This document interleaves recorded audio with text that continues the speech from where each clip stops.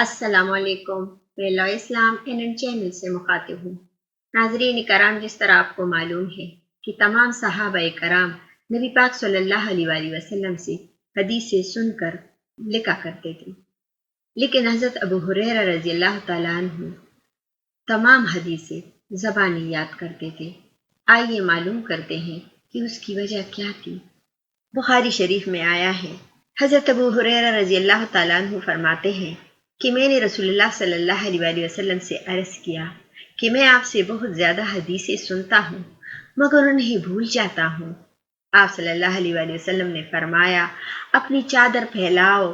میں نے چادر پھیلائی تو آپ صلی اللہ علیہ وآلہ وسلم نے اپنے دونوں ہاتھوں سے چلو بنایا اور اس چادر میں ڈال دیا، پھر فرمایا کہ اس چادر کو اپنے اوپر لپیٹ لو۔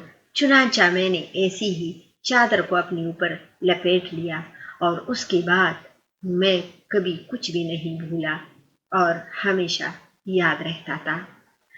اسی طرح ابو ہریرہ رضی اللہ تعالیٰ عنہ باقی لوگوں سے آگے نکل گئے۔ حضرت قیس مدنی کہتے ہیں کہ ایک آدمی نے حضرت زید بن ثابت کی خدمت میں حاضر ہو کر کسی چیز کے بارے میں پوچھا تو انہوں نے فرمایا کہ جا کر یہ بات حضرت ابو ہریرہ سے پوچھو، کیونکہ ان کی یادداشت ہمیشہ بہت تیز تھی۔ میں امید کرتی ہوں کہ آپ کو حضرت ابو ہریرہ رضی اللہ تعالیٰ عنہ کی یادداشت کا یہ واقعہ پسند آیا ہوگا۔